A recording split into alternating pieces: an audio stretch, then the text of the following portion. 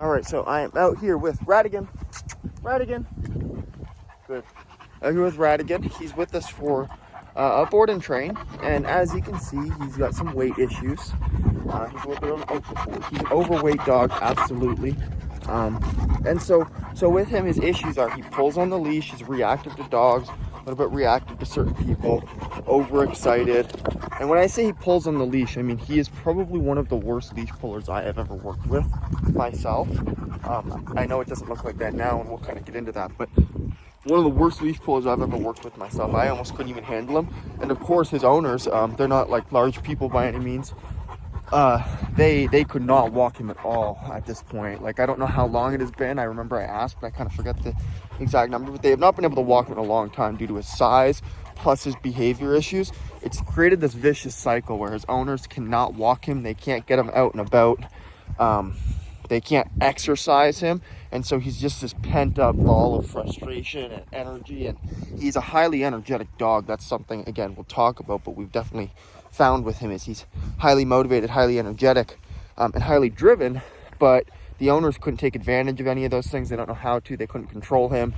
Again, he's too big for almost me to even walk, let alone his owners. If he saw a dog, he would absolutely drag his owners off of their feet to get to them. But now, it's only been a week that he's been here, I believe maybe just a touch longer, and all we have done with him is play. We've only focused on getting him out for long walks like this around the acreage and playing with him. And the change has already been massive, you know, like he's not pulling on the leash. He no longer really wants to. He's staying with me. You know, if I get his attention, Radagon, good, come on. He sticks with me. He knows how to listen now. He's more engaged. He's less, before he'd be hyper fixated on everything out here, looking for dogs, looking for other people, looking for things to bark at. I'm going to turn around here. Looking for things to bark at, pull towards. Even on a long leash, he'd still be hitting the end of it repeatedly, trying to get to things. And it was just like, again, impossible to handle him at first, impossible to get any sort of engagement from him. But we really discovered a lot of motivation for chase and catch, for playing fetch. Super ball motivated dog. And so we've been utilizing that, harnessing that to teach all the skills that we need him to learn in these cases, right? So, you know, we've introduced the pinch collar. That's helped tremendously. We introduced that through play. We've introduced him to out commands, to the no, the concept of no, and negative punishment, positive punishment, all those things through our games that we have played with him, through our play. And that's really been, I just found a dog too, pick it up here. And that's really all we have focused on is the play that we've been doing with him. Sorry, I was looking at the dog tag. But during the play, like, you know, he's been around the other dogs and stuff in the kennel. He's seen other dogs come and go in and out of the kennel, these kinds of things.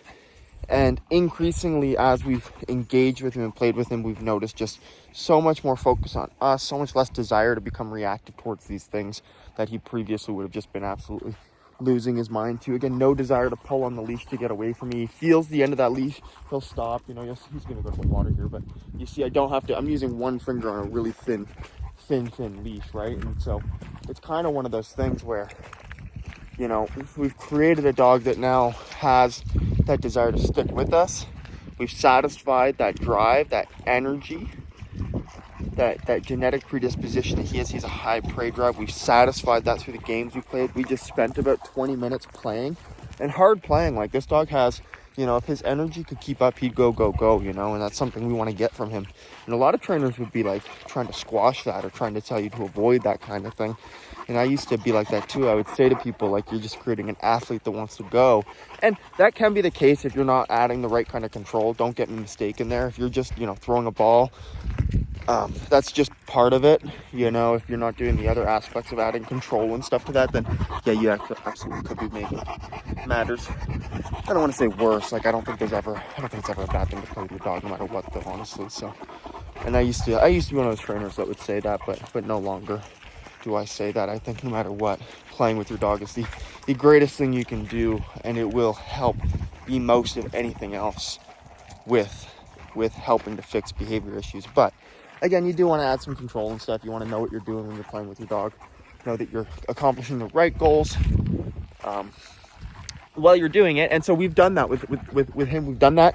You know, we've got some we've got a good relationship now. He wants to be with me. Some would call this pack drive, but I don't really know if I would call it that. He just, again, he's got a good relationship. He wants to be with me. We have fun together. And again, he knows that there's some control and stuff now as well, with the releasing the collar and, the pinch collar, all that stuff. The verbal communication we've established through the games, like I said.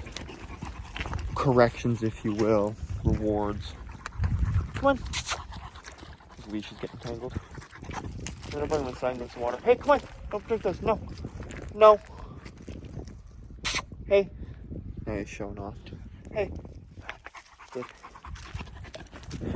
And, we're going to add a remote collar here soon, too. So that's going to really help us kind of, again, get some more control over and have some more influence over his behavior. And that'll help tremendously. But as you can see, this is like, we haven't really used any corrections relating to, like, leash pulling. Hey, get off the leash, buddy.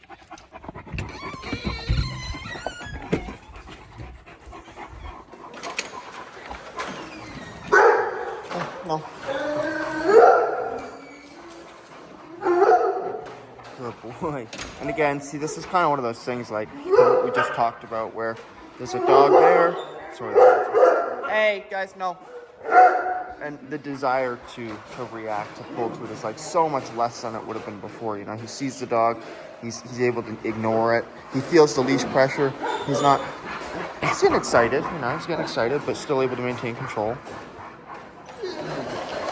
Good. Radagon. Good. And he's mostly getting excited because we're playing over there. Good. Good. Good boy, Radagon. See, he's able to make the decision on his own. I don't need to do anything to influence that. The leash is there, obviously, but once we get him on an e-collar, that won't even be necessary in this situation. So, really happy with how he's doing. Come on. Radagon. Come on. And I think we'll be able to socialize him pretty quickly here, too. Come on. So, good progress, Radagon. Good job.